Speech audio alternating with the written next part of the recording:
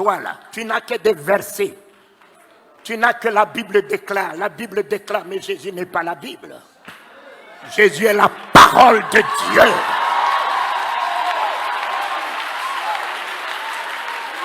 Jésus n'est pas la Bible. Jésus n'est pas la Bible. La Bible déclare quoi? Déclare quoi? Jésus est la parole. La parole de Dieu est un homme. Ce n'est pas un livre que tout le monde utilise, les sorciers utilisent, les maçons utilisent. Mais Jésus n'est pas un parchemin. Il est la parole par laquelle Dieu a créé les cieux et la terre. Faite chair, elle est venue dans ce monde, un homme. La Bible est pour la tête, mais la parole de Dieu n'est pas pour la tête. La parole de Dieu se tient à la porte du cœur.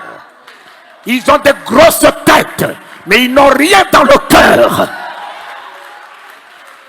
Papa, ils ont des grosses têtes, des versets, des chapitres, des prophéties, de ci, de ça.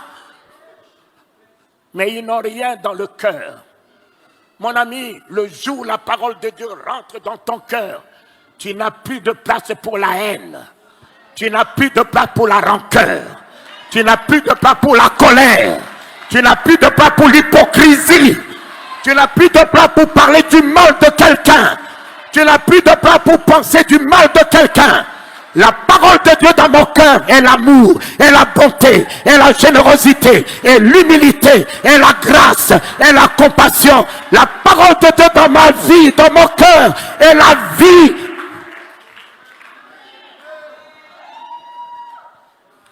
Combien ont des grosses têtes et n'ont rien dans leur cœur? Combien disent Alléluia, Alléluia, et quand ils tournent la nuque, regarde ce que ton Alléluia dit derrière ton frère, ta soeur. Mais le jour où tu auras la parole de Dieu en toi, tu ne sauras jamais parler du mal de quelqu'un. Tu ne verras même pas le péché, car la parole de Dieu est miséricorde à jamais. Tu ne peux pas juger. Tu ne peux pas condamner. Laissez que la parole de Dieu rentre dans votre cœur. Vous serez sauvés. Et cette année sera pour vous l'année de gloire. Parce que Dieu a tant exaucé les désirs de ton cœur. Alors si ton cœur a la haine, comment tu veux qu'il exauce les désirs de ton cœur? Dieu veut honorer tes vœux. Alors si ton cœur n'est pas celui-là, comment veux-tu que Dieu exauce les désirs? Les jeûnes, les prières, les veillées, tout ça là, c'est du inutile. C'est ton cœur. C'est ton cœur que Dieu voit. L'expression de ton cœur que Dieu exauce. Oh Éternel, redonne la puissance à ton peuple.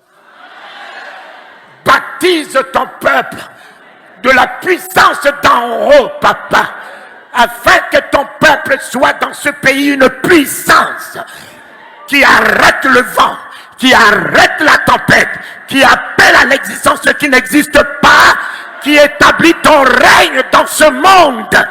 Accorde ta puissance, la puissance de la vision, de la révélation, de la joie, de la paix, de la foi qui transporte les montagnes.